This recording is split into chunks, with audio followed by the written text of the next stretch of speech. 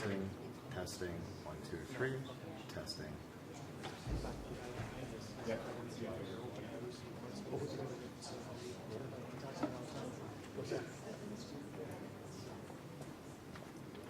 Testing, check, testing, testing, 1, 2, 3, testing.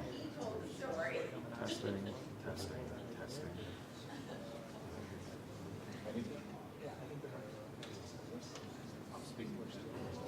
Are you speaking well? I'm speaking. Testing, testing.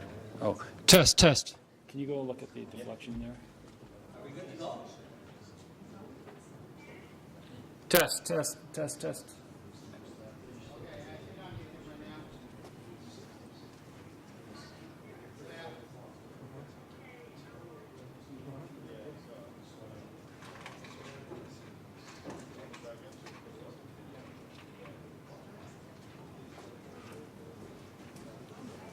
Testing 1 2 3. Testing, testing, testing 1 2 3. Ladies and gentlemen, and welcome to tonight's meeting of the Committee of Adjustment. This is a meeting to consider applications for minor variance and consents that is held under the authority of the Plan Act of Ontario.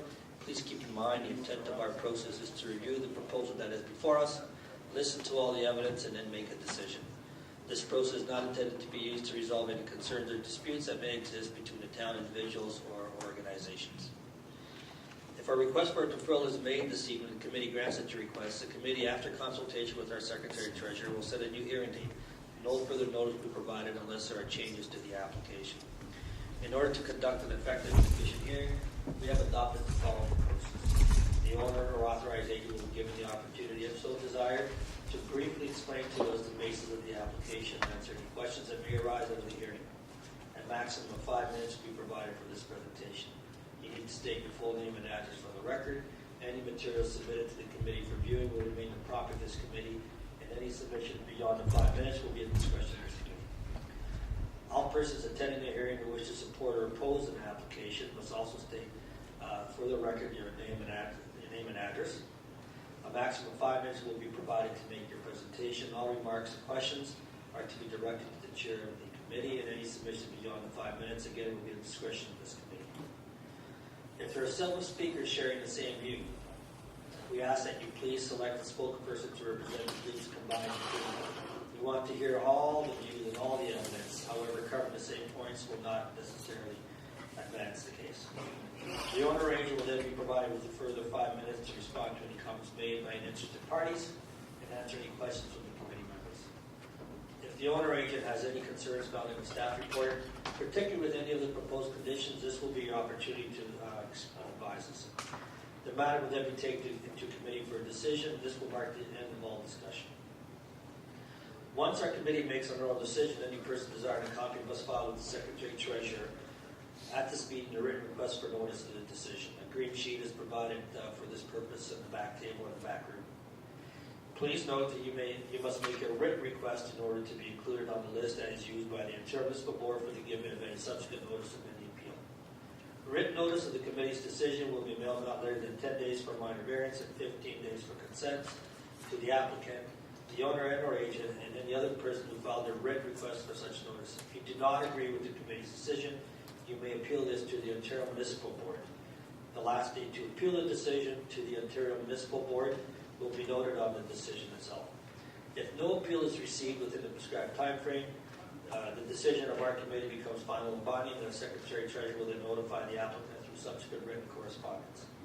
People attending this meeting, committee meeting tonight, are to be courteous to respectful members of the committee, town staff, and other people in attendance tonight. And tonight's meeting will be live streamed and available for future viewing on the town's live stream webpage at oakville.ca/live. And we ask that you put your cellular phones and pagers in the vibrator or off during the course of our meeting. Okay, there are no requests this evening. We're all here. Is there any declaration of any pecuniary interest by any members? I see a lot of heads popping in the negative. So, is there anyone here this evening that wishes to request a deferral or withdrawal of an application? Anyone wishing to defer or withdraw an application? Okay, see that? We don't have any consent applications, so we'll go right into our variance applications for CABA 183-2017 at 2378 Rebecca Street.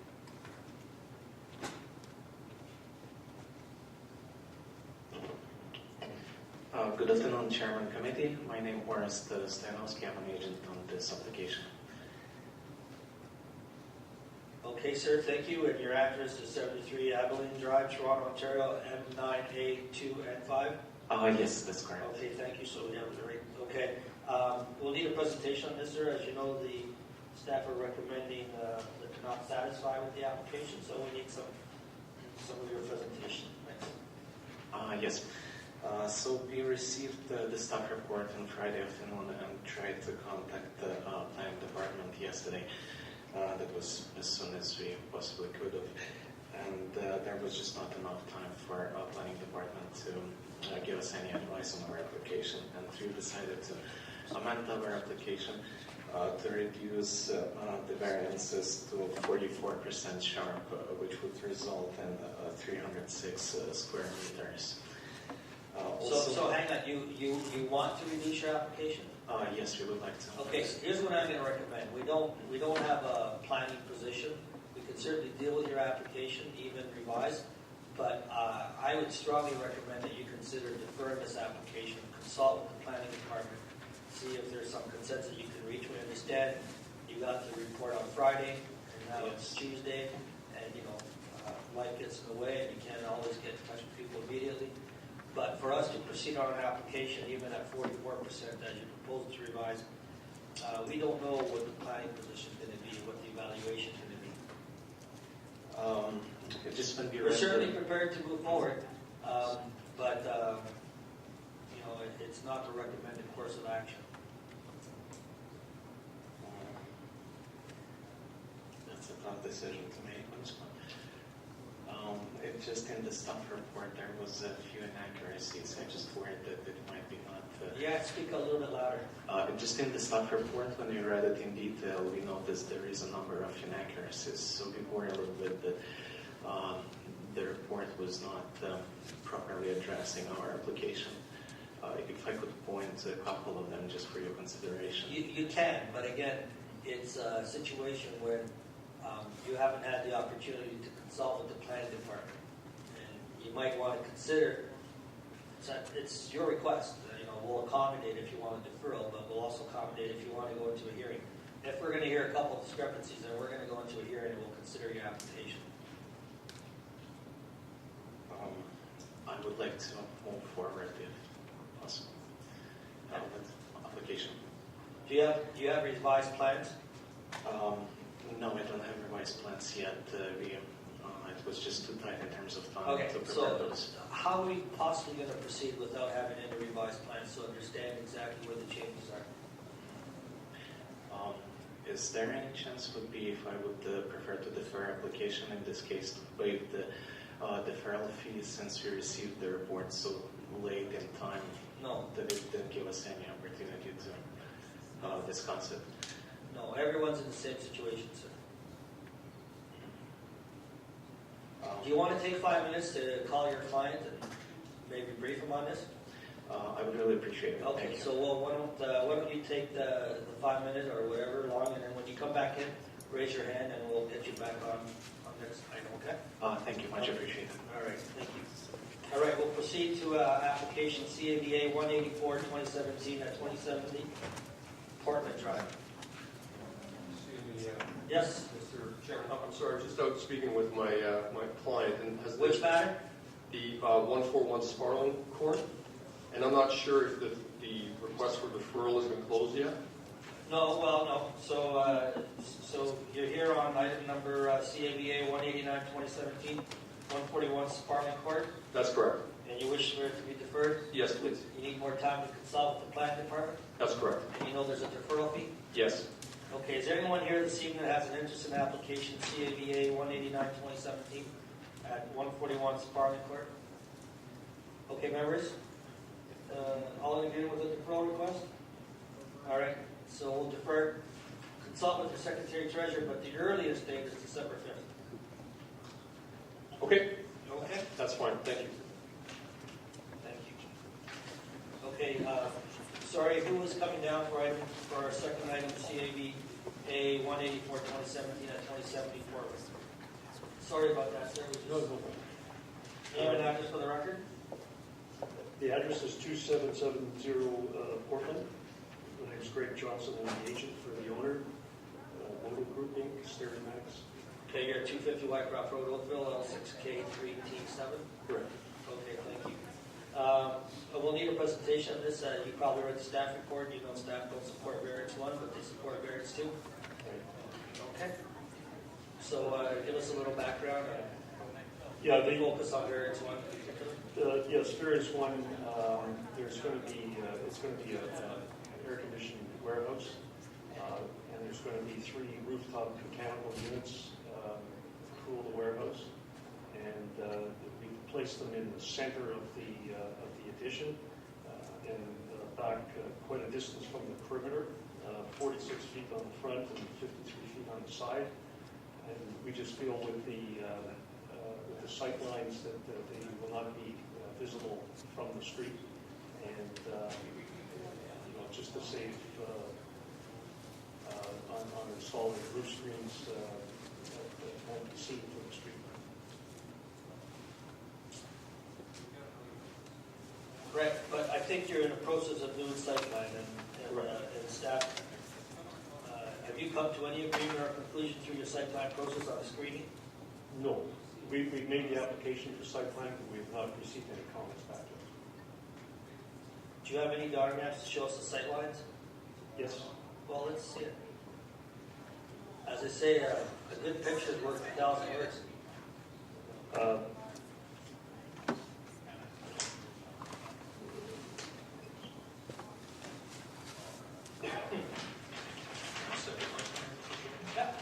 While you're explaining that, I think the big thing for the town was you showed sight lines from the adjacent parking lot, and they said they really wanted to see sight lines from the street. In your opinion as an architect, if you move that sight line picture that you drew, somebody standing on the street could be able to see it?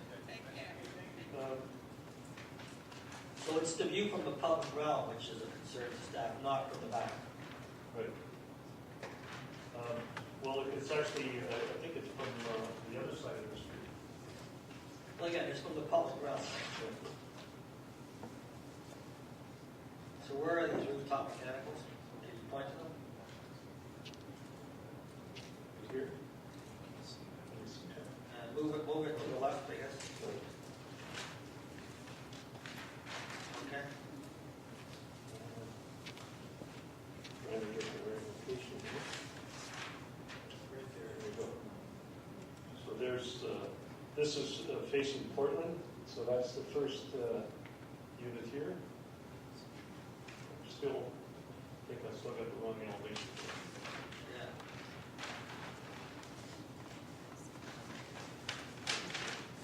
There we go. Can we zoom out to please?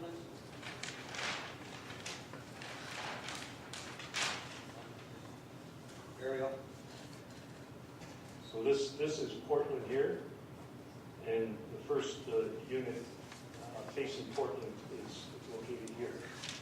And with the sight line, it clearly misses the rooftop unit. And the second and third units are even further back from the street. And where do you shoot in that line? To the sidewalk? Yeah, that's from high point on the sidewalk. Right, so an average person of 5 feet, whatever, won't be able to see past that tip of the roof? Well, it's standing on the sidewalk, so from a standing position. So why is it you can't provide screening? Well, they can. Right? They can provide screening. I guess the intent was for screening is to hide units that are visible from the street. So if it's not visible, why install the screen?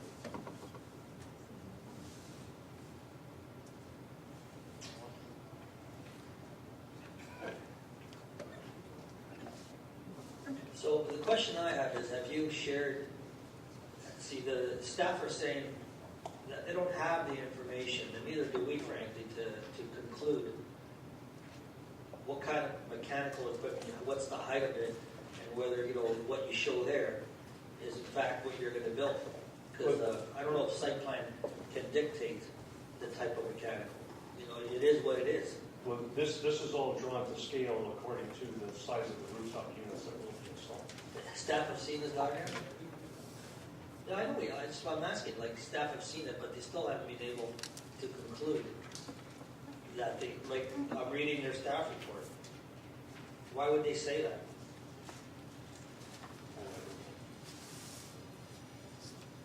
Was this diagram part of the site plan submission? Not the sight lines.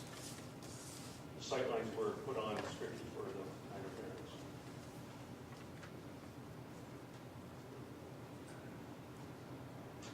Okay, so help me with this paragraph in their report. Based on a review of the proposed application elevation drawings, staff are unable to determine whether the proposed rooftop mechanical would not be visible from the public realm. Okay, that's their point number one. The height of the rooftop equipment has not been provided, and the applicant's sightline analysis appears to be based on a projected view from the adjacent parking areas and not from the public street. What elements of that do you challenge? Well, the west elevation, it does show it from the sidewalk on Portland. The drawings, we didn't put a dimension for the rooftop units, but they are drawn to scale.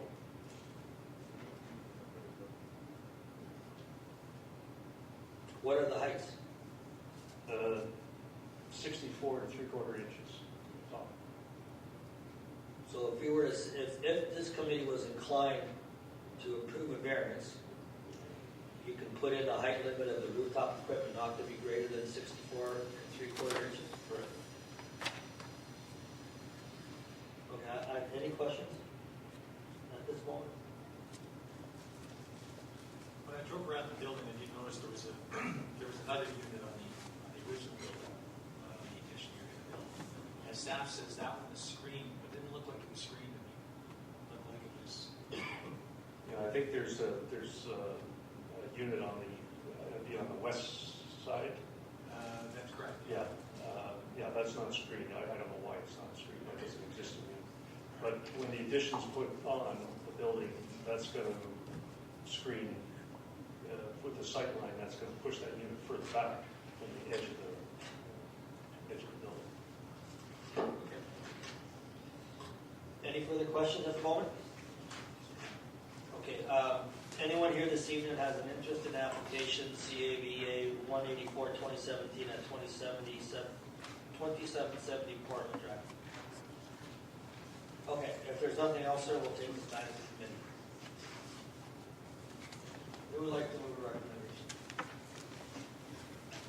Mr. Chairman, Yes. having reviewed the report and the drawings and gone around the site, I don't, looking specifically at these variances, variance number 2, I'm in agreement with the town with respect to that, I'm fine. Variance number 1, I too had some difficulty understanding what the town was referring to when I look at the drawings. It's clear that there were sight lines drawn on here, and that unit would have to be incredibly large for it to be seen. I also did note that looking around the area, there were many other, standing in front of where the proposed addition was going to be built, there were many other buildings in the neighborhood, and I could clearly see HVAC units standing on them. So I'm going to say that at the end of the day, I feel that these drawings as presented do display that there's no requirement for screening, and I'm going to put forward that the variance be approved, finding it meets all 4 tests under the Planning Act. I'm going to make it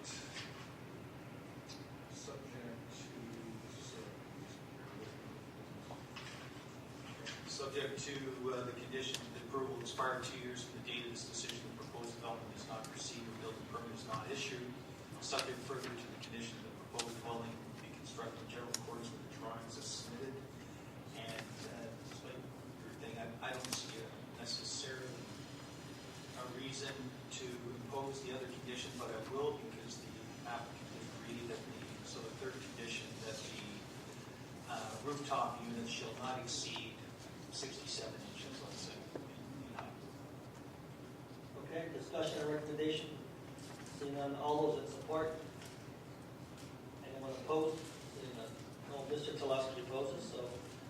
application being approved. Condition 3, the rooftop mechanical not to exceed 37 inches. 67, yes. Okay, thank you. Sir?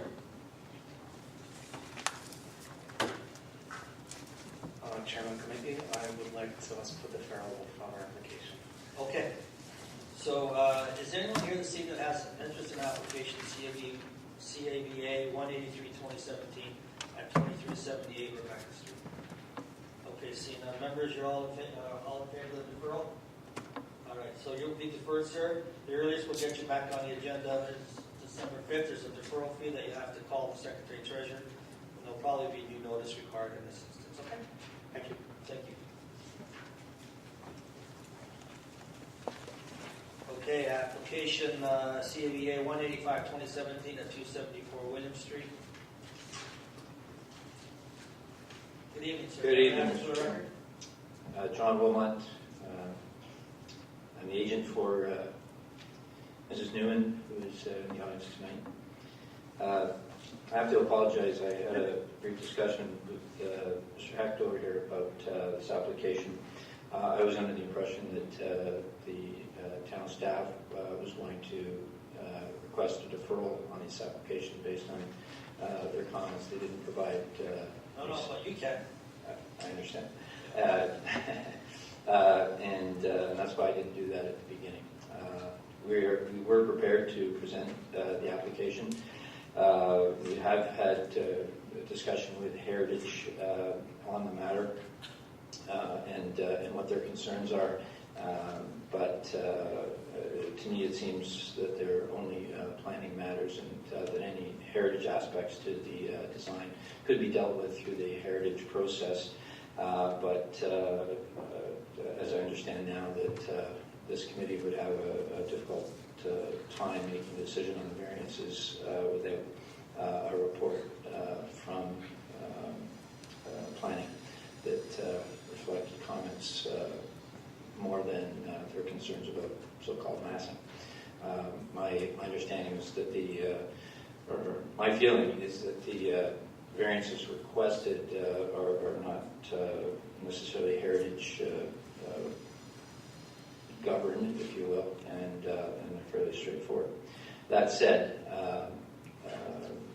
after speaking with my client, we'd be prepared to defer this until we can clear up our matters with heritage. Okay. If the committee would grant that. Okay, thank you for that. Yep, there is a fee. Mr. Wilmot knows. Anyone here this evening on application CABA 185-2017 at 274 William Street? See none. Members, you heard the deferral request. Everyone in agreement? Okay, sir, you're deferred. This is our third one. Do we have room on the December 5th agenda? There's a race. Whoever check doesn't bounce first gets on the agenda. Yes, well, if I may, the Heritage planners insisted that we go through the committee of adjustment process first, and instead of, which is odd because for years and years and years that's not the case. We typically gain their support. So this is a new twist on the process, which is a little frustrating because they come back and they're the ones that had the concern. So anyway, now that we have to defer and pay an additional fee is quite frustrating. So that's me standing on my soapbox a little. I apologize, but anyway, I believe that Heritage cannot meet until the 20th. Is that correct, Mr. Hecht? Of November. So, Mr. Wilmot, why don't we do this? I think we can probably get you on our December 5th agenda. Right, but that's what I mean. We don't know where that's going to go. We can probably hold the spot, but not for too long. There's no time? Right, okay. So you're likely looking at the 19th? So the 5th and 14th is the 19th? Yeah, the 19th? Well, perhaps we can speak with Mr. McRae tomorrow. I think so. Okay. Okay, thank you. Thank you. Okay, so application CABA 186-2017 at 447 David Avenue. Chairman, members of the committee, I'm Mike Cochran from Cochran Homes, and I'm the agent for the owners of this application. Okay, thank you, sir. And we have your address on Lake Shore? Yes, sir.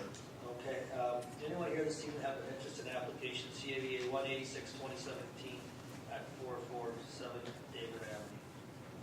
Seeing none. Okay, our procedural bylaw allows us to dispense with a hearing where it's warranted, and in these circumstances, it appears that there's no interest in the public. We've done our site visit with the staff report. Is there anything you wish to add to the application, sir? Nothing unless there's questions from the committee. Okay, any questions? All right, we'll take this matter to committee. We'll issue a decision. Who would like to move a recommendation? So Chairman, I'll be happy to move the recommendation. Thank you. I do find that the variance set before us is minor in nature, and it does meet the forecast of the Planning Act and as well as the general intent of the official plan. So I'll move recommendation to approve this application as set before us, with the condition that the proposed dwelling be constructed in general accordance with the plans dated August 23rd of 2017 as submitted, and that the approval will expire within 2 years from the date of decision if the proposed dwelling has not proceeded or a building permit not issued. Okay. And I know there is no objection from the public. Okay, no written. No written. Discussion recommendation? Seeing none, all those in support? No one opposed, your application. Thank you. Okay, application CAVA 187-2017. This is a 54 Hamlet Common.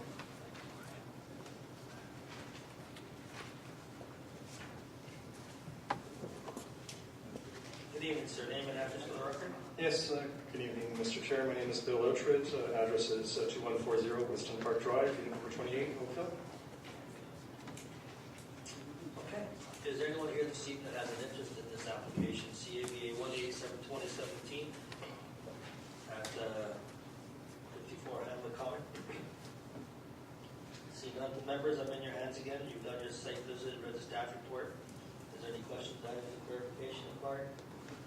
Is there anything you wish to add to the application? No, Mr. Chairman, unless there's comments. I believe this particular house that's proposed certainly meets the massing of the new subdivision. It's right in the middle of the subdivision itself and is compatible, in my opinion, with the other homes that will be being built on the Hamlet Common.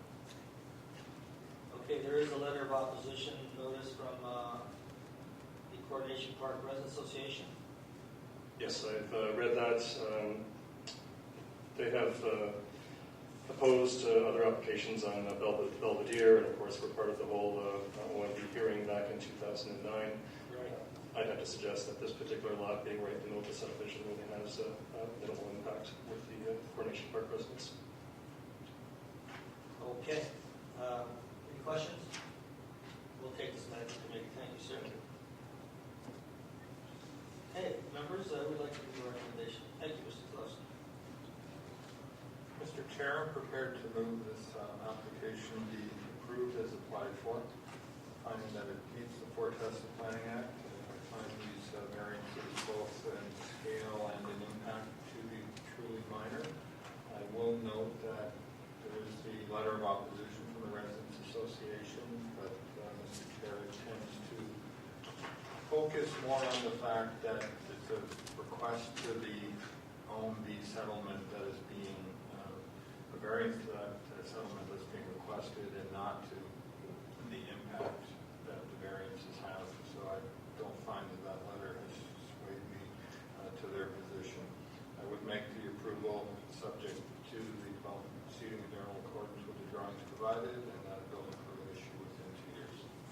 Okay, thank you. A discussion recommendation. Seeing none, all those in support? No one opposed, your application has been approved, sir. Thank you. Okay, application CAVA 190-2017 at 1003 Lakeshore Road West. Good evening, Mr. Chairman, members of the committee. My name is Joris Kieran from Kieran Design Inc. in Oakville, 100 Bronte Road, Unit 7. Thank you, sir. Is anyone here this evening that has an interest in application CAVA 190-2017 at 1003 Lakeshore Road West? Okay, sir. You're here in support or opposition? Neither. Just back on your head. Okay. Are you going to want to speak to the committee, or are you going to wait till you hear what? Okay. Mr. Kieran, I guess quickly give us sorry, the reason why I ask is we may dispense with the full presentation or not. That's why we need to know if you're here as a registered someone in opposition, or you just general fact-finding information. I'm just a neighbor. Okay. Well, give us a very quick presentation to get the gentleman here, the neighbor, if there's a need for him to speak to the committee. Certainly. So a new dwelling is being proposed on this property. The main reason that we're here tonight is because of the very unique configuration of this property and also how it's situated. Zoning staff had some difficulty interpreting this property and all its boundaries and how to interpret the frontage, for example. And even at the last minute when we were going through review for this application, it was deemed that first it was considered a corner lot, but it's now actually not a corner lot anymore. So it's a unique lot, to say the least. We're proposing a two-story dwelling with a three-car garage. We're maintaining the frontage facing Lakeshore, and we are proposing a three-car garage which faces the side of which is attached to the side of the building, so it faces more towards Fourth Line, so it's essentially hidden from the front facade of the home.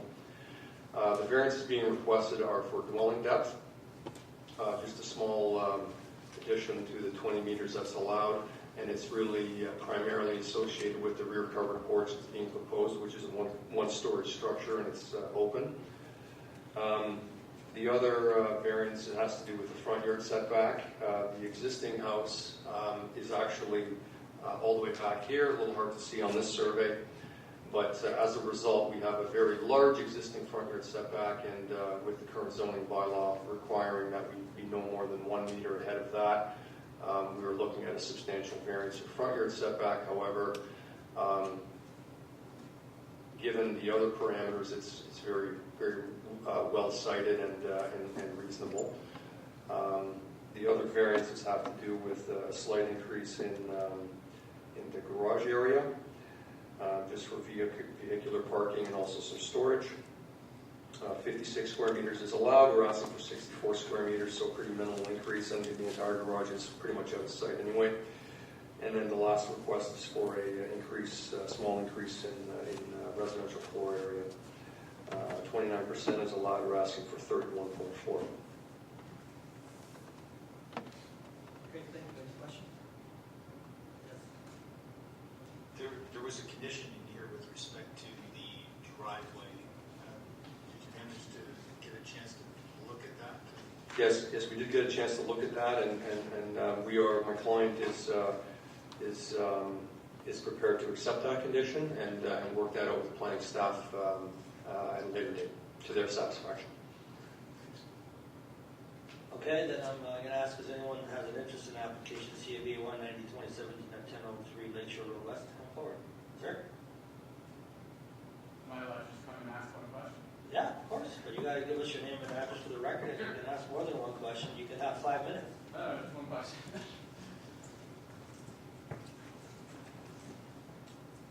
Hi, I'm Tom Edwards. I'm at 1009 Lakeshore Road West. And my only question is on the front yard setback. So on the west side, how far setback that is? So what was your, Tom, you said Tom Wilson?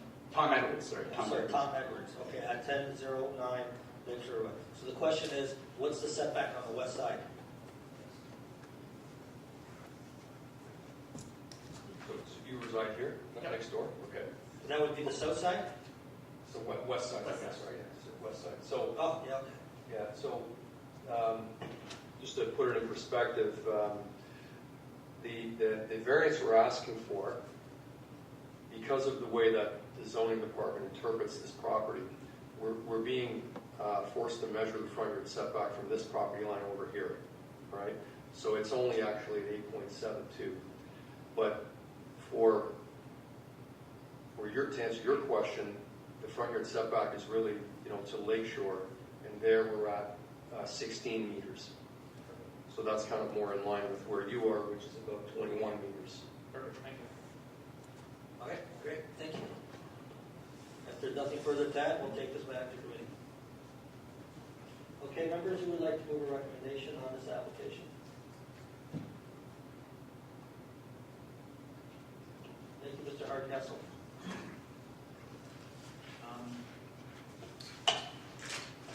Mr. Chairman, I'm satisfied that the requested variances conform to the four tests of the Act, and I'll put forward a motion of approval, subject to three conditions. The first being that the proposed dwelling be constructed in general accordance with plans dated, with the plans as submitted, and that the applicant submit a plan to the satisfaction of the Director of Planning that illustrates a driveway design which minimizes impacts on existing trees and fourth line, and that the approval will expire within 2 years of the date of the decision if a permit has not been issued. Thank you.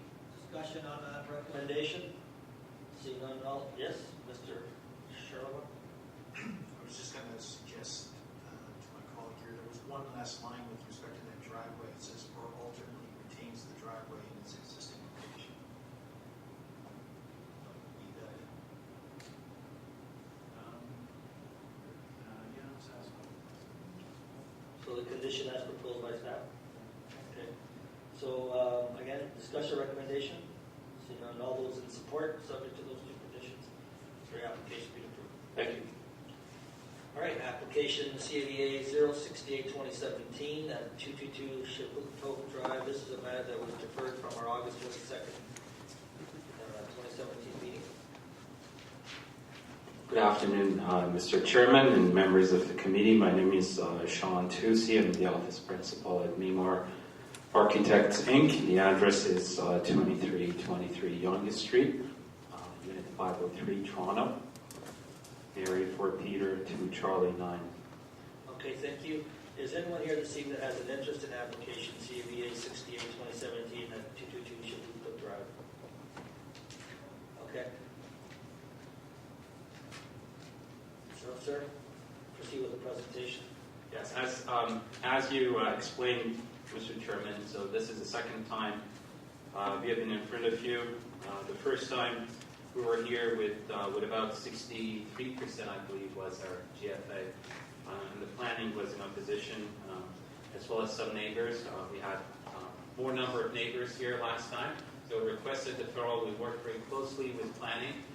Their main concern was basically the massing from the planning side, and because of that, we significantly reduced how big the house is. The new proposal, as you see in the request, is about 47.92%. I put the so what we did. I think the best would be to explain what we did to achieve that reduction over the existing bungalow. We on the ground floor. So we basically pushed back the house. So the old house limits was basically here, the bungalow. So we pushed the house back. We eliminated the deck that was towards the back because it was some of the concerns for the neighbors at the back. So we completely eliminated that.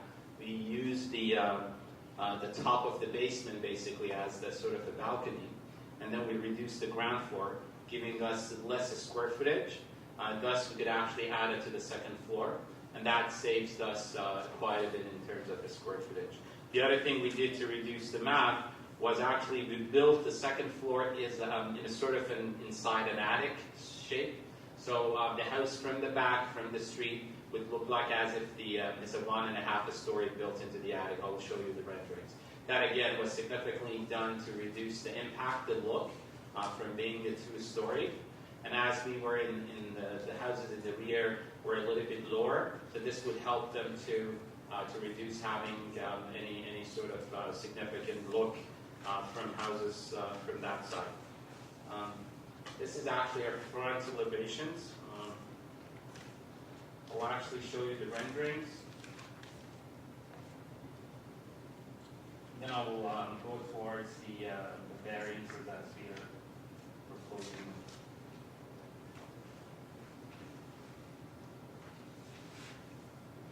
So this is how the house looks like now, the current proposal.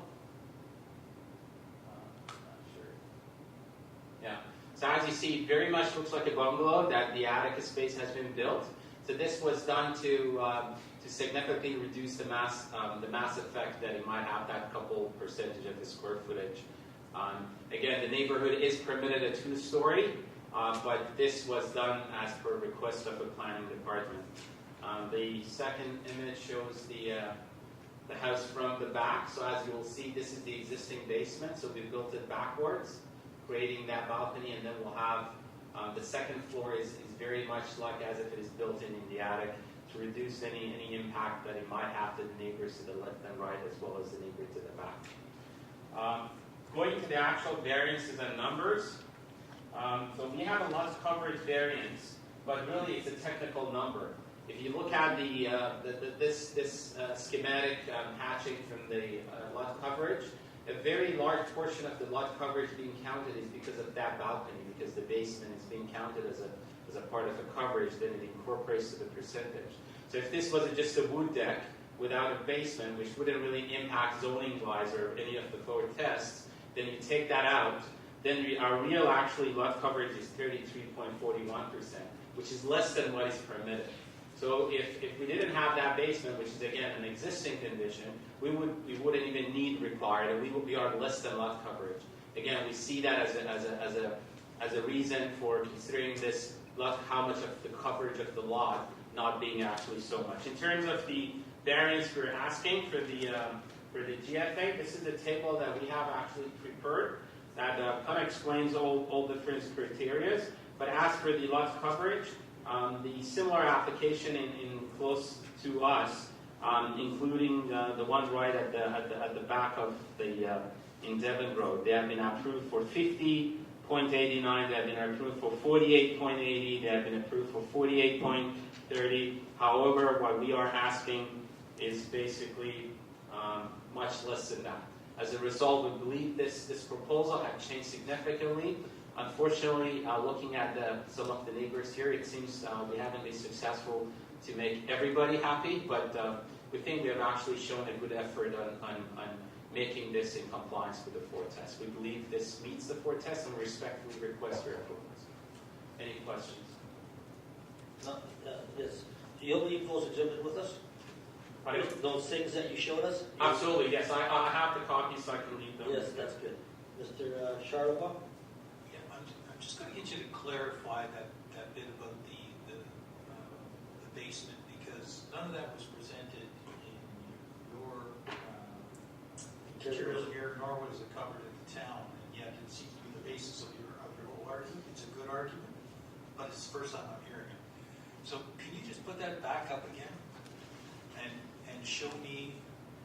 So as you go, like this is actually being presented as you creating a second-story addition on top of an existing building. But looking at the elevations and everything, am I right in saying you're going to keep the foundations, but you're really tearing out everything else, and you're just going to build on the foundations? You're not really keeping the ground floor. It doesn't seem like you are. Well, all the black walls, which is basically the basement, we're actually the surrounding. That's the foundations, right? That's the foundation, yes. About a little bit. And then I'll go to ground floor. Yeah. Those are the existing foundations. Those are the black ones are existing, the hatched ones are proposed. So this is actually the ground floor. So we're keeping these walls. There was a side door here, we're eliminating it. That's existing. A big part of front is existing. But yes, you're correct. All the interior walls, because it used to be bedrooms, we're taking them out too. So you are building this on the existing foundations of the garage and the ground floor, and you're just pulling back a little bit. So where you're pointing right now, that was the back of the original building. Ground floor bungalow, exactly. Right. Now you're pulling it So we're forward. pulling it back. And just to go over that again, you're saying that Why does the town count that? Because below this is it's a living space, it's a heated living space, and it has a cover. It's basement. Yes, but it does count as a lot coverage. It doesn't count as a part of the GFA, Okay, it's not. but it does count as a part of. So if it was just a wood deck with earth below it, then it wouldn't count as a part of lot coverage. It was exemption. But this is now part of the base, part of the cover. What covers the lot? Is that because the rear area there is above grade? Yes. Because when you show us your perspective, the back, it shows that the windows are above grade, so there's an element of the rear basement that's exposed. Yes, yeah. Basically, you're referring to this. Right. So any basement, any ground floor is typically a couple feet above, right? Most of the houses in Ontario, you take a couple of steps up. It provides protection from the sun as well as light coming in. Right. So it's the same thing here. So this is the existing basement, literally. So that the existing house, basically, we're all the way here. But we pushed it back to help for the mathing and as well as give us a little bit more square footage to spend upstairs. But you stated that if you were able to build this back, it's not With wood deck. balcony, but the back porch on the ground, that would not have counted for coverage. No, if it was a wood deck, then it would be basically exemption from lot. Because below it, it was dirt, right? It wasn't any living heated space. So the only reason it's being counted as part of coverage is because you've got It's a living, yes. existing basement. Pretty much, imagine if you have the same scenario on the ground floor, and then if you look at it in the second floor, you will see a balcony, but below it was ground floor, which was a living space, versus if it was just a deck, below it was empty, then it wouldn't count as a part of the lot coverage. But it's still, because it is a basement, it doesn't count as a part of GFA. But our GFA significant is I think, 2-3% of the... So lot coverage is whatever the foundation is. Yes. That's covered. Well, to my understanding, as long as it is heated. So I think your foundations is equivalent to what coverage you have on the lot. Yes.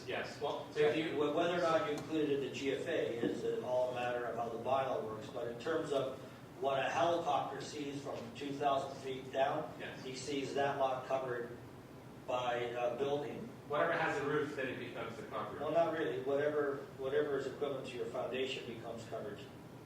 Yes, yeah. No, not a roof, because that part doesn't have a roof. Yeah. No, we understand coverage. Can I just see some confirmation for planning on that? Is that interpretation correct? That if that was just ground floor and there was just an open... Because decks are allowed to project. Through you, Mr. Chair, I can read the definition in the zoning bylaw. Yes, please.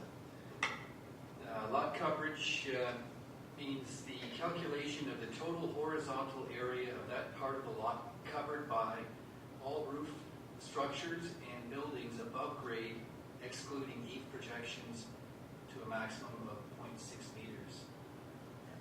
Okay, so that's caught. The only reason that space is getting caught in lot coverage is because he's building on the existing foundations that were there. And it's above grade. It's a roof for the basement, basically. Yeah. Otherwise, we're 33.5%, 1.5% less than what is permitted. Any further questions? No. Mr. Hardcastle? Would you be kind enough to show me the front perspective for a moment?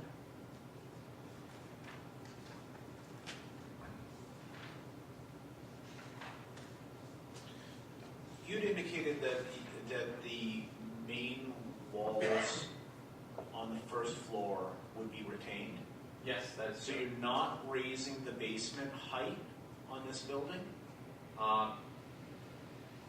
No, sir. Because basement height?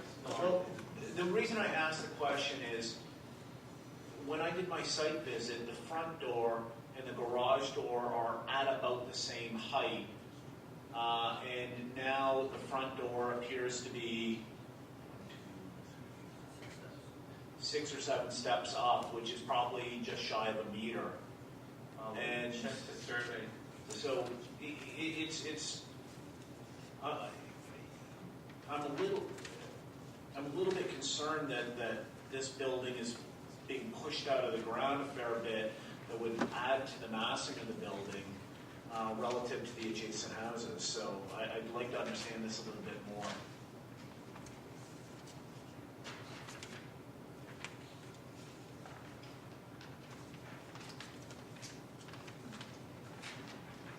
So what I see that our staff done, actually you're correct, Mr. Hardcastle. So what has happened? This is the existing is a back, what we call a back split. So the half of the house which is at the back is existing, as you see here. So the other half, which the existing part here, and then it steps up to the existing portion, you raise it so we can level off the whole ground floor. So answer your question, are we lifting the whole house up? No, because we have a portion of the house that stays as existing.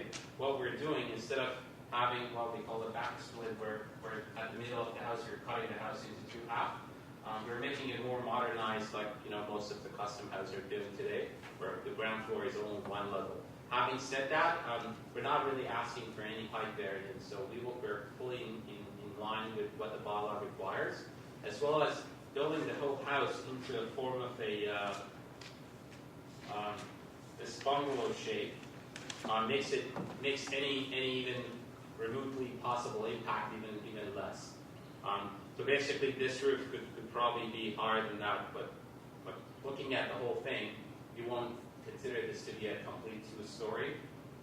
With the impact and look, is more of a 1.5-story house, and we're not asking any height variance. No, and I didn't suggest that you were. I was But speaking you're about correct. the visual massing of the building. However, so in correction, a good portion of the walls on the main floor would be replaced through the construction process. No, it won't. In order to raise the height of the foundation for that front portion, which is presumably a crawl space underneath of it? Well, answering your question, most likely no, because if the walls of an older house are typically masonry, we haven't got to the point where we get a structural engineer to decide that. But typically, a house this age has masonry walls, so that means the walls goes all the way from basement up. So we don't touch the ground floor. The only thing we do, we add 2 feet on top of it. And then in terms of raising the floor joists, it will actually attach to the existing wall. So instead of sitting on top of the wall, it goes. So you're telling me you're adding 2 feet onto the foundation, or you're just simply raising the floor internal to the house? So this is how it works. So if this is the footing, and this is where we have the basement, and this is the grade. So let's say this is basically the dirt outside, and the current. And then the masonry goes up. So in the older houses, we have the floor joists. I'll show a dotted line, the existing. They go into the masonry wall. So when we want to raise this, we don't have to demolish this wall. What we do, we typically put lag bolts into the wall with the plates from outside, and then the new floor joists sit here. But then this height may not be enough. So what happens? We add, let's say, 1 or 2 feet, whatever it needs to be. And then from this point on, we build it with wood. That means we put a floor joist, new floor joist for that attic space. And then the roof rafters go up. Thank you. So I guess this is probably answering your question. The existing wall stays. We just add on top of it whatever material. If it's built of wood, then we add extended with wood. If it's masonry, we extend it with the same material. Any further questions? I apologize, Mr. Chairman, I forgot. There was some reference to this thing being delayed because there was a building, there was a mirror image of it that was being built on the other side. As I look on this site plan, there's 2 buildings of similar shape. But You mean in the same street escape? yeah. I haven't heard that. Well, the purpose for deferral was really the main planning concern, but I have this as street escape. I could add it.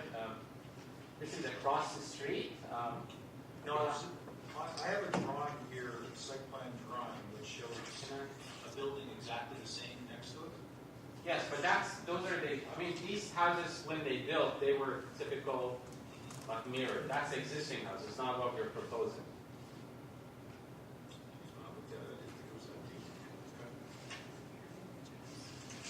what we are proposing, the look that you saw, we haven't seen it in the neighborhood, if that's the question. So basically, the site plan you're looking at shows existing conditions. And typical, back then, the builder would build, back then it was more of a subdivision house, so it would be normal to have houses look like. I can't see the comment on the top of my head. where it's- If it comes to you, then we'll readdress it when you ask the applicant to come forward again. Okay, who would like to speak to the committee?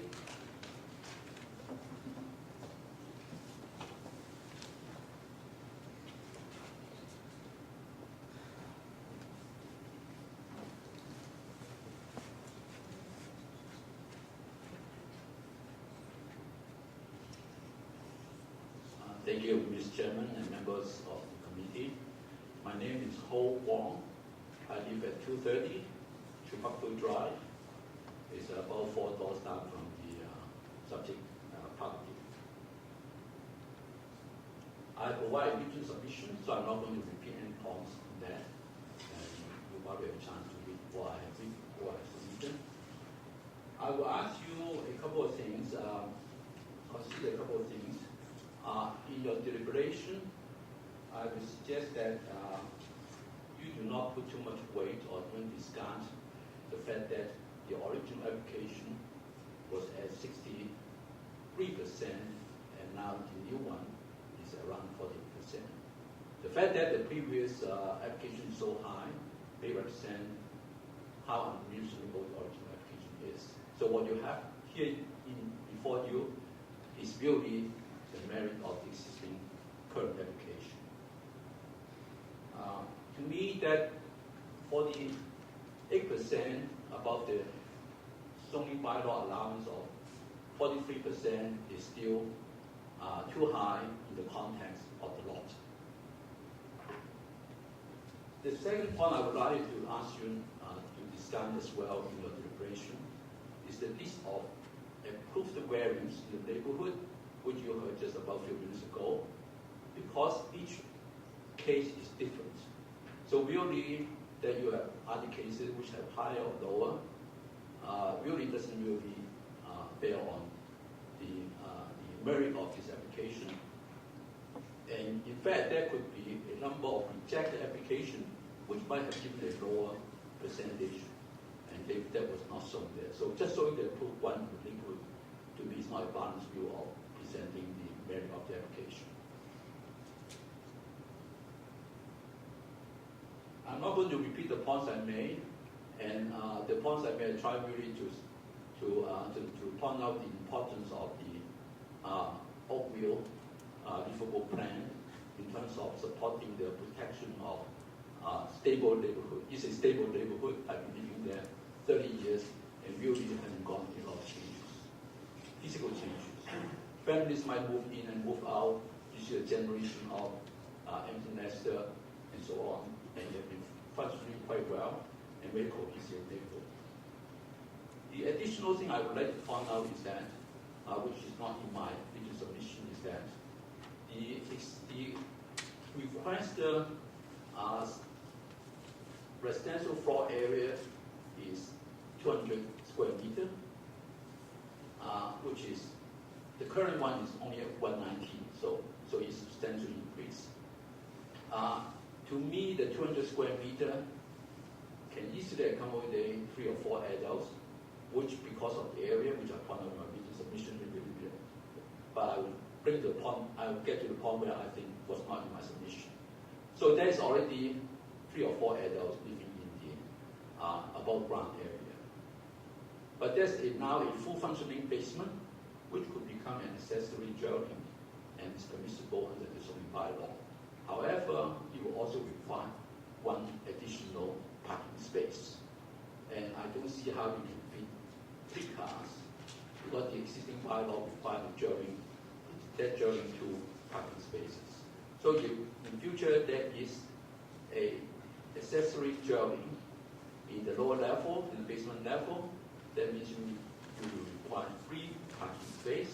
And I don't know how the town is going to enforce that. I'm not familiar with the permit system or whatever, but you could end up with overnight parking. So really, My overall chief concern is the incompatibility of the amount of floor space and also the availability for parking.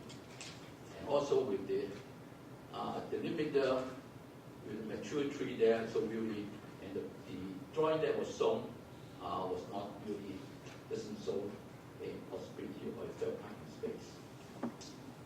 And one thing which is, I find it maybe a bit lacking in terms of information is a rendering of not just the proposed dwelling, but also the neighboring dwellings, what the heights are, and how they look as a result of the proposal.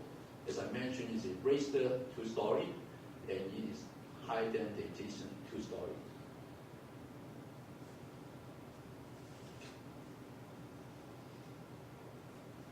So in all, I just asked you to, so far I haven't heard any comment from staff or from the applicant on the parking efficiency and also in terms of the height.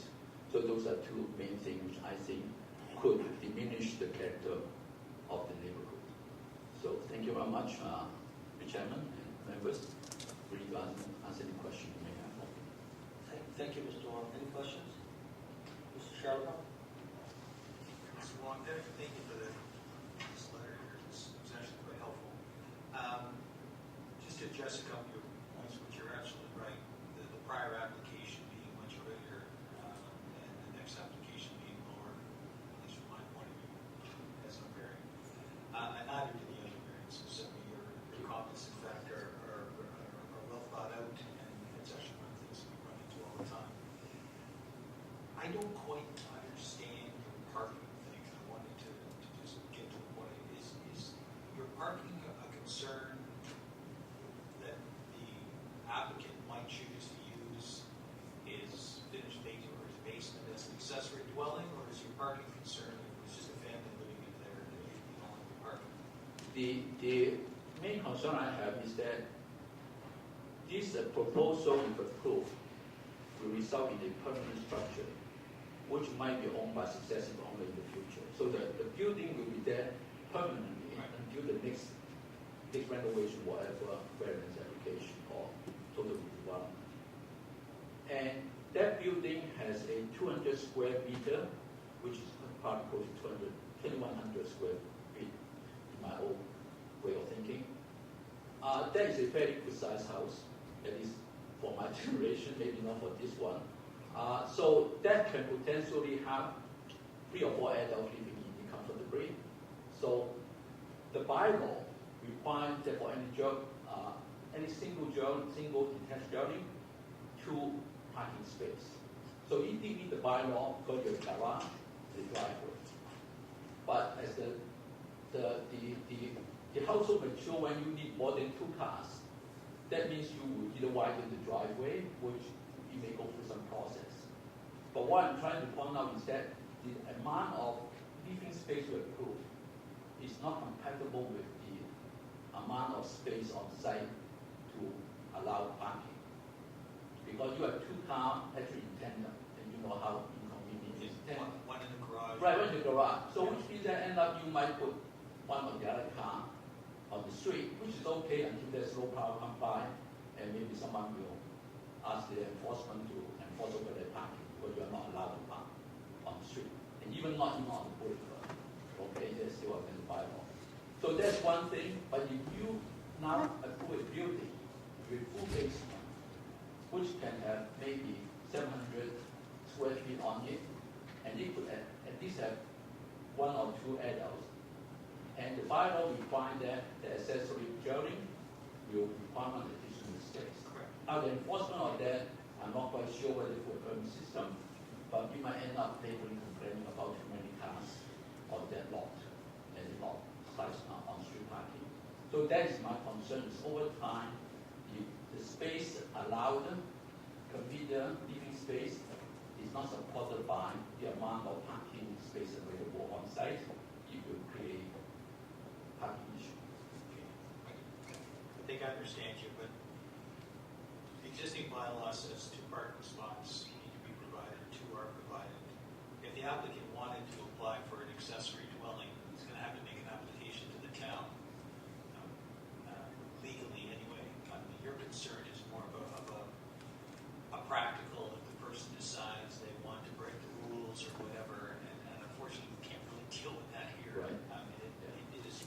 possible, and you could be right. But the law requires him to have 2 spots, which he has. His area is tight, so yeah, it's going to be in 10. So there could be some illegal situation going on unless the neighbors complain, and then that get inflation and so on. So far the neighborhood is quite stable because the house is only 1,200 square feet or 1,300 square feet per house. So it's not, and people, a lot of the single driveway homes and larger driving 1.5 driveway because they squeeze into car without curb cut. So that is kind of per meter on the side, which is, I'm not quite sure about the guarantee of the expense. I'm not going to do that. But that what I'm saying is, as a neighbor, as a long-term neighbor, I don't want to see further parking issue. Right now, they are already cars on the street quite often. Because the whole thing was designed, and the law is really a substandard law. It's smaller than the average minimum defined by the bylaw. It's permitted by the bylaw.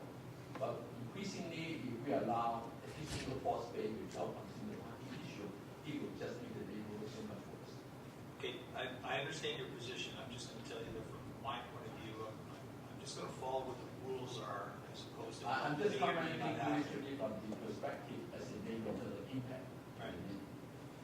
I do have one other question for you. You heard the applicant present here for what I think is the first time about this area, that the reason why the lot coverage is a little bit bigger is because of the way the municipality looks at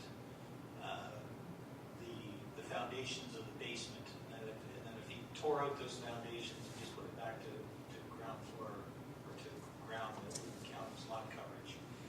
I just wanted to know, just because you had gone into so much depth in here as to everything, whether you had an opinion on that statement by the applicant. Did you feel that was fair? Do you disagree? I think from the perspective that if you have an existing foundation, I can understand that you reduce the foundation when you do any major development. And I understand that they maintain the same, basically the same base on footing, but basically raise the base from the cross base to a full height, so that you have a full base. In the front. So I can see that one day, but as a result of that, you raise the whole building, not from the, right now is a back split, 1.5 story basically, further in. But basically now you have 2 story, both in front and the back.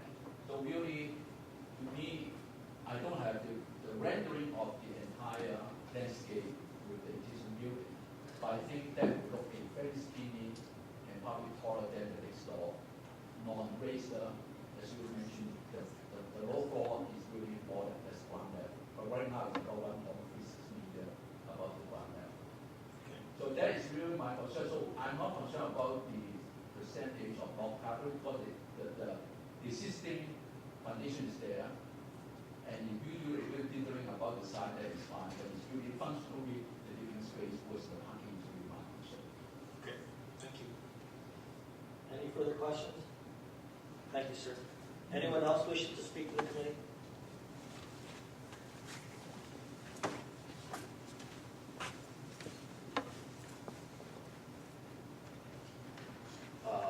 Good evening, gentlemen, ladies. My name is George Espy. I live at 199 Arishat Road. Our property is behind... You have your letter? Yes, okay. Mr. Wong has given a very detailed description in his own letter of the reasons why he believes this is an inappropriate variance. And so what I wanted to do, rather than go over the details again, is to provide an alternative perspective from where we will view the house and its situation.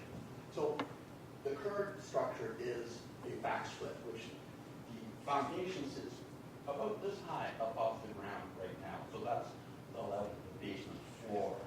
The proposal is to put a second story above the first story, and that will make it, in essence, 2.5 stories exposed above the ground. From our unique topography of our land, our property sits about 1.5 meters, 2 meters below where the existing buildings are. So in essence, the large structure that's going to pop out and be well above the roof on side is going to give us a perspective of a three-story building. And so one of my goals is to minimize the impact. I realize that it certainly can build within the bylaw, and that's what I'm trying to achieve here, is that the impact from this unusual landfall is not exacerbated by granting the variance to have a larger floor area, so that we minimize the impact. It's going to basically block out the sky in a large segment that is now open to us. If I look out, for instance, from my second floor window, I see the roof of the other houses. And this was done, I think, purposely by the original developers to keep the landscape and the roofscapes in general accord. The proposed variance raises everything up above both, and it sits out and changes essentially the character of the surrounding building. And so it disrupts that sort of local area where we have sort of structural harmony at the present time. So I think that's probably all I'm going to say. That's in addition to what has already been presented. Okay, thank you. Question? Sir, yourself and Mr. Wong keep making reference to the basement and Yes. the elevation. Do you realize that the applicant has, as of right, the ability to build two-story homes, correct? There is no variance for height, so they're well within their bylaws. So regardless of how it looks to you, if we demolished, the top two floors and put two floors on top of that, he's still within the bylaws, and Yes, and that's right. that's not going to mitigate the situation in any way. No. So what we're trying to do is to prevent it being exacerbated beyond what the bylaw would permit. And you don't find that that has been met by putting the second story within the roof line? Looking at the rendering that we saw, you could, for all intents and purposes, have two floors with a roof line, and he could still meet his height requirements and his two-floor home. I'm just asking if you see that there is a middle ground here. That's all. Oh, yes, and it's not. These are not the first sets of plans that I've seen for this. I've seen a number of other renderings before this as well. But in essence, it's putting 10 pounds of potatoes into a 5-pound sack. They're overbuilding it unnecessarily. They live within the bylaw, which would give them a considerable increase in the living space that is already afforded by the existing structure. They would still achieve whatever goals they would have, and they would also minimize whatever effect their building structure is going to have on the neighbors who sit, a meter and a half below them. Okay. Thank you for your submission, sir. Any questions? Mr. Charlie? I just need to pick up on that one. So you heard my colleagues say that they're building their building at 8.5 meters. They've actually got the right to go another half a meter, so another 3 feet even higher than what they've done. But you seem to be making the assumption they've got an extra couple hundred square feet of living space somehow tucked into this building, wherever it is. You seem to be making the assumption that if they got rid of that 200 square feet of space, that somehow the back of the building would look significantly different to you. I don't mean to argue with it. Just trying to figure out why you would think that. Well, you've got to contain that living area within a shell. Now, if you have a smaller living area to contain, you have a smaller shell. No, I think that's where Mr. Charlotte, but that was going to be my question. I don't follow the nexus you're trying to make between the height and the residential gross floor area. You're suggesting that if the applicant was to reduce the residential floor area down to come close to the 43% that's allowed, somehow that's going to address your concern about height and grade differential that you experience from the rear. I don't see the nexus between the two. What I'm saying is that it will help to reduce whatever exacerbated results are going to occur from the excess. Well, no, but you see, you're telling us height and you made the point that you're 1.5 meters lower. So a one bungalow, 1.5 story is okay, but when you build to the maximum permitted of 9 meters, 2 stories, that is a problem because now you see a bigger mass in the rear. And what my colleague is saying is, and I agree, is that if you were to reduce the residential floor area down 43%, that massing in the back could be still 2 stories and you still have the same concern. So if I have 2 hands and it occupies this amount of space and I say I want to reduce the residential floor area, I shrink the shell. No, but the height's the same. The height is the same, but it's the view. But maybe the massing comes up from the front, not Right. from the side. The building could move this way, not just this way. That's why I was. Well, yeah. You're hoping it goes this way. But I'm not the architect. No, I know. Well, that's I just have to make that's right. our consideration. I mean, you know, we can all squeeze it from the front, squeeze it from the side, squeeze it from every which direction. At some point, it becomes an unusable building. And you're saying, well, build to what the bylaw allows today. Don't ask for any variances. And I think that's what part of the story is. You know, like this variance that you're seeking on the residential gross area exacerbates a height problem, which a height is permitted by the bylaw. Well, I said it exacerbates the massing.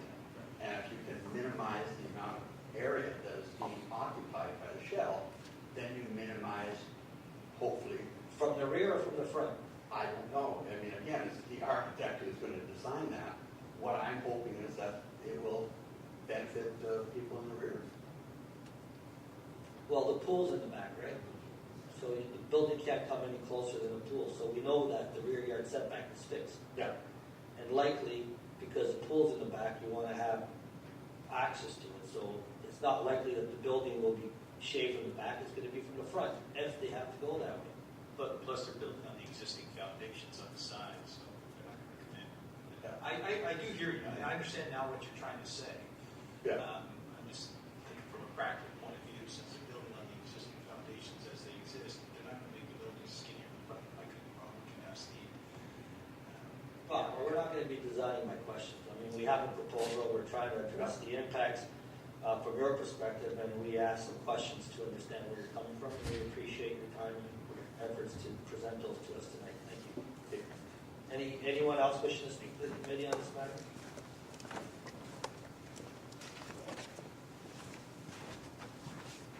Good evening. My name is Randy Hammond. I live at 220 Chubacto, property immediately to the east. We submitted an objection both times. Yes, we have that. Okay. At the last meeting, we were not able to attend due to vacation. And what was presented was pictures by the applicant of this part, the west part of the street, which showed 2 stories. And I wanted to show the east side of the street, our side, and immediately across, which are bungalows and 2 back splits. This property right here is the applicant, and we're right here. It's the exact same house, back split. Mirror images. Yeah, mirror images. Here the 2 properties are, plus the bungalow further to the east. And across the street, immediately across the street, more bungalows. So I wanted that to be shown. Now, you indicated that the applicant is within the bylaw for height. And Mr. Wong and Mr. Espy have made very good presentations. So what my point is simply, I view this as too big a house for too small a lot. And for us personally, it'll cut off a significant amount of light into our backyard, into our kitchen, and so forth. And I believe, I'm not an expert on plans or anything, I believe it will be the tallest property. Now, I know you said height doesn't matter, but it's also our property, our lot, and the lot that's in question are the smallest lots on the street. That's basically what I have to say, except for the applicant referred twice, I believe, earlier this evening, referred to their application as bungalow. I believe my interpretation, I could be wrong, a bungalow is a one-story dwelling. And I think, as we determined here in the last half hour, that this is a 2.5-story dwelling, which is not consistent with the way the street currently is comprised. Thank you. So what was your address again? 220 Timbuktu, immediately to the east. This property right here. Well, I think it's to the north, the way the site plan shows it. Maybe northeast. No, I apologize, both these properties face north. Right. So if the sun rises at the east, you're Sets like in the west. yeah. So you're likely to be casting shadows on your neighbor rather than the other way around. We have a pool. We also have our kitchen. And Well, I know, but I'm saying that just on the facts that you just mentioned that the addition will create shadow impacts. I think it's the other way around. I think your building we will block the sign down. on your neighbor's property in the pool area, but again, it's one story, so not as much as it's 2-story. I don't see shadow impacts on your property. That's what I'm saying. I apologize, sir. In the afternoon, the sun is fully setting, and we have sunlight in our backyard in the afternoon. Right, but you're north of the applicant, right? No, sir. We are directly east. That's you. Yes. It's north arrow. You're northeast. Northeast. Okay. Yeah. But the sun sets In the west, so the sun comes around this way. Right? You got summer sun when it's up at its high? Really? About summer sun, yes, when we're using the backyard. We have a back split. We do not look out in our backyard. We only use our backyard primarily in the summer months. We have a pool, so we use it for 5.5 months. So yes, as far as, and we have our kitchen window looks directly into the kitchen window of the applicant. So that, we won't get any sun there in the afternoon either coming into our kitchen. It will affect the sunlight in our property. The time of day, I apologize if I represented that incorrect. Any questions? Okay, thank you, sir. Anyone else? Yeah, we need those things to stay with us, because we put them as part of the record, and use here when you come back to leave those. Anyone else wish to speak to the committee? Not a second time. Yeah. Okay, sir. Welcome to come back. I tried to make it as quick as possible, Mr. Chairman. So I know we have 3 neighbors in opposition. We have 6 neighbors, all from Jabotka Drive, and in support. You have that document with you. So number 236, 234, 238, 218, 213, and Yeah, 220. they may be outside our immediate 60-meter circulation. Yes, I guess I try to kind of generalize the answer. Some concerns are about variances that are not even here, and some concerns like the parking space is about a possibility that somebody can do something, and then let's prevent this to prevent that. I don't think it is really. I can't say my neighbor had some pot lights, so they may grow marijuana. So let's just go get that. Let's go on the parking. I go back to the whole thing. So this is the street. These are the numbers in Chagosco, 225 to 27. The concept is really a 2-story, and not a 2-story like the one we are proposing. A 2-story, like actually 2-story. You see, like the full wall going up. The area. This is in 199 area chat where they had a concern for the review. There is 2 huge trees here, which basically they're blocking their view to this house anyways. I do understand, and what we're proposing is that we're actually even pushing this further back. On top of that, we're reducing that couple % extra on the GFA by building it into the roof. So these trees, as well as the pushback we're making, and as well as building the 2nd story into the attic, where we didn't even really have to, I think we'll mitigate that as well. And finally, I guess really the choice is not between keeping this bungalow or doing this proposal. I could understand. I think the misunderstanding from some of the neighbors is that they think, well, if this gets refused today, then this bungalow is going to stay. I guess the choice is between an option that is this proposal versus what is as of right. So all the concerns that the neighbor have in terms of the shadows, driveway, doesn't change. If this building, and it gets worse because for that couple percent of GFA we agreed to build into the roof. Versus if we had to build in the attic, we could actually build a nice modern square all the way 9 meter high, which then it would have much more significant impact in terms of shadow if there is any, or in terms of view if there is any, and in terms of like how it would impact any of the concerns they have. So I believe this proposal is reasonable, even though that lot coverage is a really technical number. Even if the GFA has been, the design has been modified to actually significantly reduce any extra impact it has. Therefore, we believe it does meet the 4 tests. Plus, we do have actually more support than the opposition from the neighbors as well in terms of numeric Yes, numbers. but they're outside the 60 meters. Okay, any questions? Just leave all your stuff there to the extent we don't have it already. All right, we'll take this back to the committee. Who would like to move a recommendation?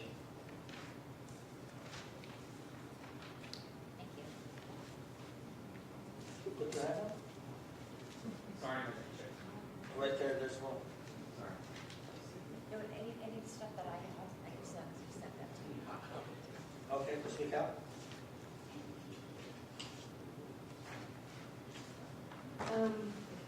Mr. Chairman, having done the site visits and read the staff reports and been present as well for the previous application that was deferred, I'm satisfied that the client has done a good job in mitigating most of the issues that would be present with such a transformation on a lot that is typically been used for the past decade or more as a bungalow or a small home that is a story and a half. I find that they've met all the parameters in terms of setbacks, being cognizant of their neighbors. I think that they've provided a sympathetic design that has put the second floor within the roof line. I believe that it's now in line with what the neighborhood would have should they have decided to demolish the entire property and just build new as of right, a 2-story home with a 9-meter height requirement. So having said that, I find that this development is it does meet the general intent of the official plan as well as the zoning bylaw. The variances before us are minor in nature, and that it is desirable for the development of the land. I will note that there are several neighbors in attendance that have objected to this development, although that I do find that the applicant has done a good job in answering most of their concerns, if not all. And I do know that there are various neighbors also on record with submission that are in support of this application. Having said that, I'll move a motion to approve this application as set before us, with the condition that I have staff here as, hold on 1 second, I can just find it.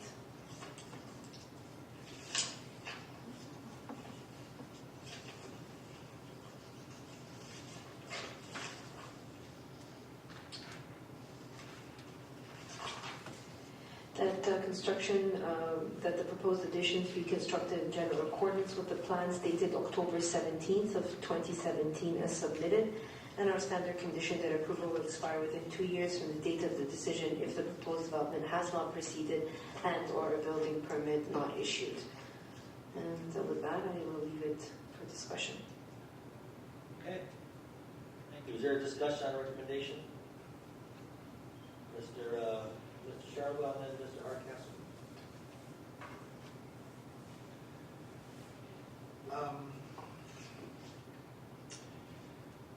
You know, when I look at this particular application, and it was met with a lot of objections the first time, and went back to council, I think, sir, as the applicant, I really need to fault you in terms of your submission, at least your initial submission.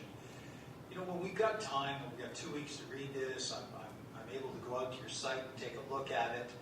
It allows me to form an opinion of what's happening, and then I come into the meeting, and then all of a sudden I'm presented with a bunch of different information, all very good, but you know, I really should fault you for not putting that stuff in at the beginning. And you know, for the record too, with respect to the town, I just have to say, guys, again, we had a lot of objections to this. There was a lot of stuff. I think that the explanation, particularly, for example, with respect to lot coverage, which wasn't dealt with in any of these things, that's the one I'm really making reference to. I think it could have been dealt with a lot better here, and perhaps the public would have understood it a little bit more. And I always get, you know, a little irritated when everybody's in here and they're confused as to what's going on. Our job is to make it simpler for them. Having said all that, initially I came in here totally expecting to deny this application, but again, after hearing everything that's here, we have a list of compromises with respect to this. It's always difficult when you're putting in a new building, a large building into a neighborhood. You're not quite that sympathetic to your existing neighbors, and yet a large part of the building does fit within the bylaw. Although there are 3 variances here, in the end, I feel that variance 1 and variance 3 are more technical, and it really comes down to variance 2. And typically when we're looking at this thing with respect to the additional square footage, we're taking a look at all kinds of other things. For example, the applicant here is building on the existing foundations. So in that case, the dimensions are kind of fixed. He has the ability to build much taller, and he hasn't. So in other words, there are lots of parts of the bylaw where he could have massed more, and he didn't. And then we look at the various design things in here, and although it's very subjective, everybody has their own idea about design. There's no question that the applicant has paid attention to the design guidelines that the municipality has put forward. And as such, that's why you have the municipality as kind of the experts in this field making a recommendation that we should approve it.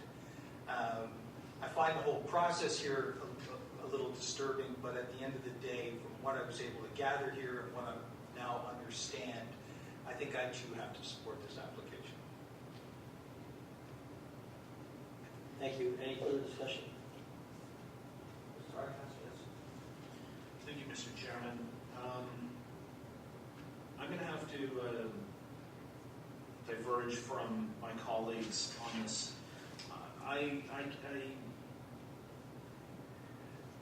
When I went out on site, I spent quite a bit of time walking around this neighborhood to get a bit more of a on-ground feel than I normally would when I do my site visits, because the amount of structure that's contained in this front yard in order to obtain access into the front of this house, and the orientation of the house and how much it's pushed up out of the ground, I think start to become significant architectural elements of this house.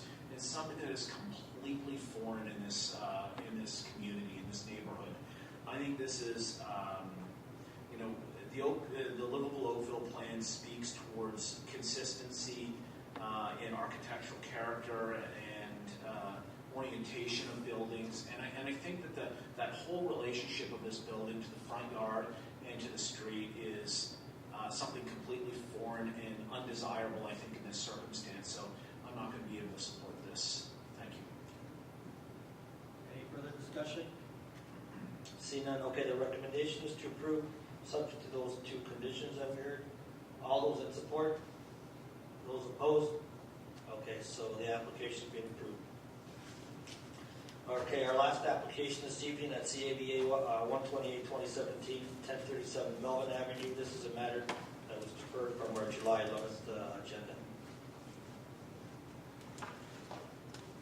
Good evening, Mr. Chairman and members of the committee. My name is Sean Tusi.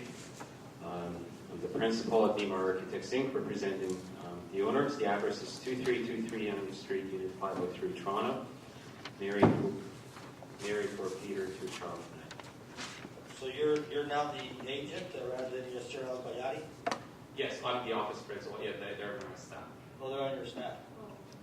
Oh, they are, because they have a Mississauga address and you have a Toronto address. Yes, we have two offices. Well, that's fine. I did see the link with the other address that I just thought. So.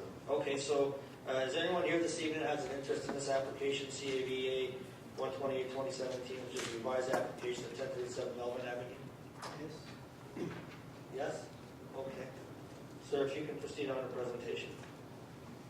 So the proposal is a new two-story, and as you've read the planning, they are in support of the application. I believe there's one item which is a circular driveway, which I will limit on that, and then if there's any questions, I would be happy to answer. We've been trying to comply with all the setbacks in terms of the sides, in terms of the rear. As we move towards the back of the house, we increase the setback. Where you see where the garage is, we have been trying to keep it one-story, a good portion of it, and then as it will be mimicking to the one-story house on our sort of the, I guess the southwest side. We have been trying to mimic that in order to fit it into the character. If you look at the elevation, so we have been trying to kind of build it up going to the top on that side, and on the other side where we created more setbacks where we needed a stronger element for the purpose of designing a coherent architectural aspect. The circular driveway is existing. Circular driveway, as you see here, and we would like the existing, as such we believe it actually defines the existing character of the neighborhood and the house. Unfortunately, I couldn't actually print this or print it. Wasn't okay, so I guess this is lighting up. So this is actually the Google image view. This is the subject property, as you probably wouldn't. I don't know if you can zoom it here somewhere. Okay, zoom in here. Okay, yeah, I guess this can help.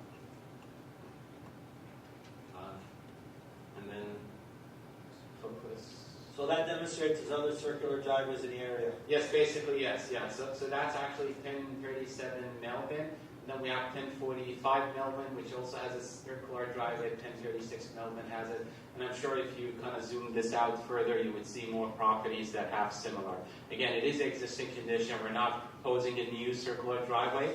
And as such, we believe it does meet in terms of the fortis of the bylaw. Respectfully request for approval. Any question, I would be happy to answer. So do the other circular driveways have a set 15-meter separation distance, or are they all less than 15 meters? Yes, as you can see in the image, they're fairly similar in terms of how much they left the green space between them. So what you're saying is this variance is to recognize and maintain the existing driveway? Yes. And I believe because it was a new house, probably was brought up as for your approval.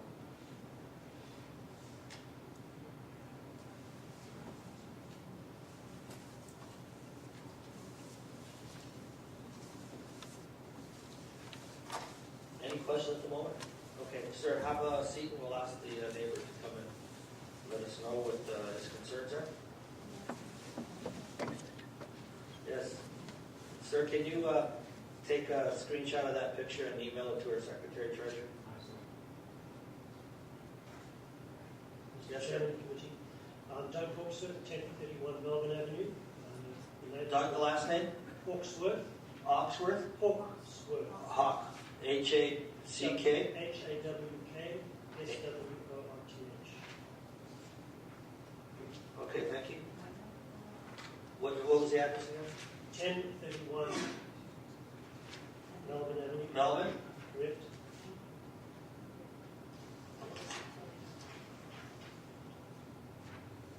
Okay, you're immediately next door. That's correct. With respect to the first point, on the architect's drawing, what concerned me when I first looked at this is minor, but it's the fact that in referring to two buildings adjacent to the new building, there are inaccuracies there. First of all, the numbers are incorrect. This is 1041, not 1031. This Right. is 1031. Yes. And this building is not a 1.5 story, it's a single story bungalow. That's a minor trivial matter. With respect to the variance 1 for the driveway, I support the committee's recommendation that it be denied. With respect to variance 2 and 3 for increased surface area coverage, I'd like to hear justification for that. Is there a legitimate reason as to why he has to exceed the existing specifications as defined in the Bible?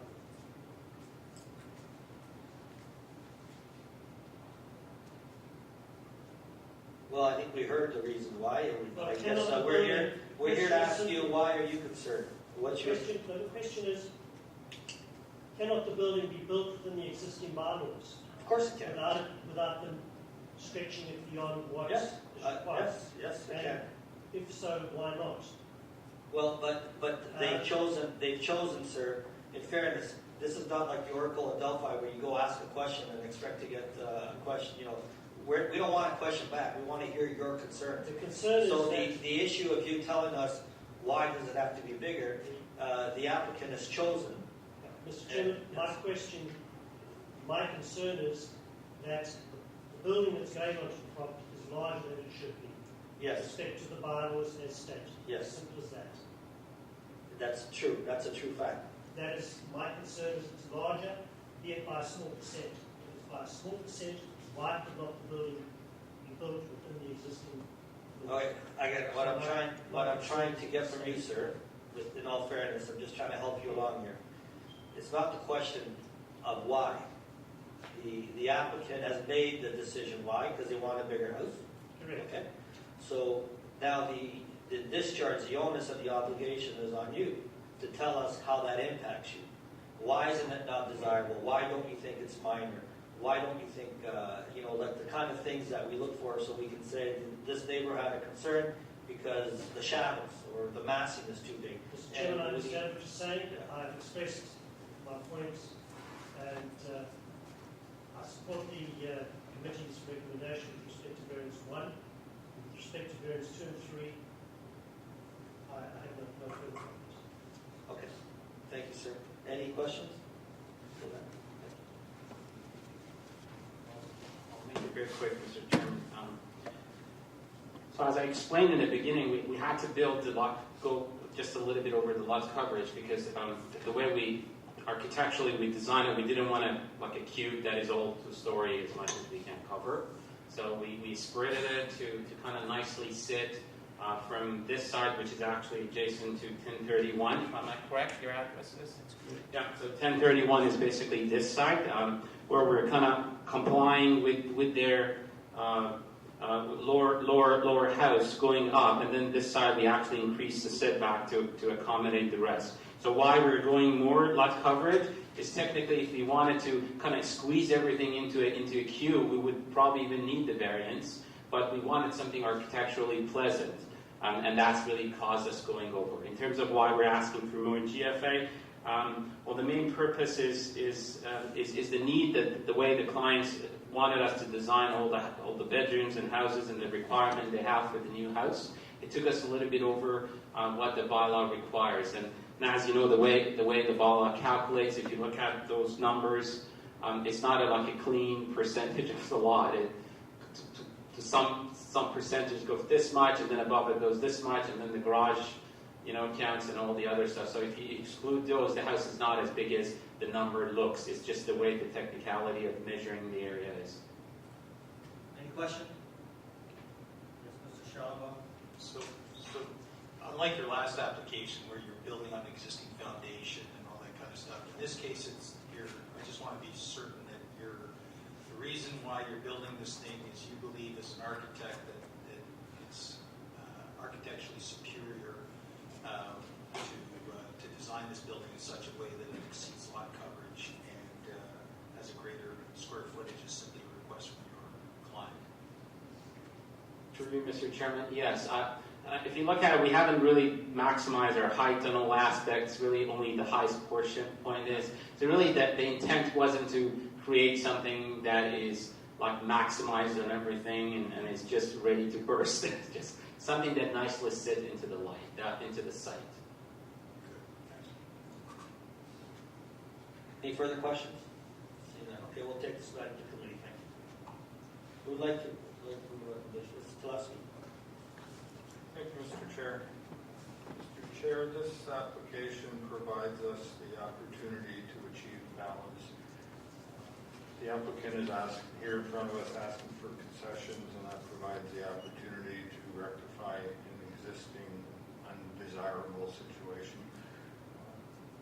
I don't find that the request in variance 1 for the driveway at basically half the distance of the bylaw to be either minor or desirable. I think in balance here, you're asking for a house that's larger than can be, and it provides an opportunity to bring that driveway into conformity. With respect to the other variances, I do believe they are minor in nature and don't believe they are going to cause an impact. Mr. Chair, I will note that there was one neighbor out in opposition, and while you tried your best to have him explain what his concerns were with the actual proposal, those concerns unfortunately weren't forthcoming to help the committee. With those comments, Mr. Chair, I'm going to move that variance 1 be denied, variances 2 and 3 be approved, make that subject to conditions that the dwelling, I'm going to use that word specifically because the site plan won't correspond to what's in front of us, but the dwelling be constructed in general accordance with the drawing provided, and that the building permit issue within 2 years. Discussion on that recommendation? Seeing none, all those in support? Those opposed? Okay, so that got approved, but not your driveway, sir. Thank you.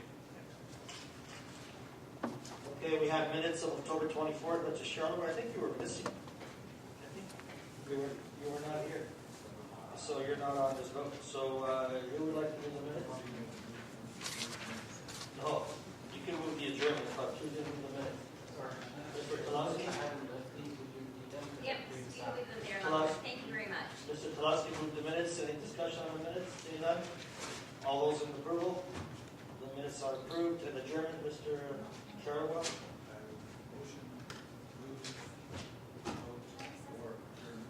Yes.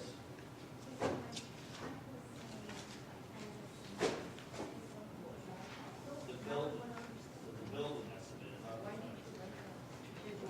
the dwelling be constructed. Dwelling has to be on, All right. the dwelling. The dwelling, that's number 1. All those in support of the adjournment? Okay, we're adjourned at 8:48.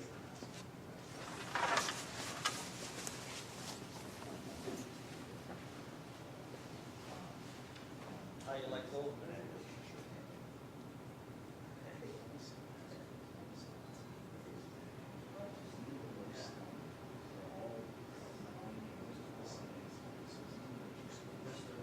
Regional manager.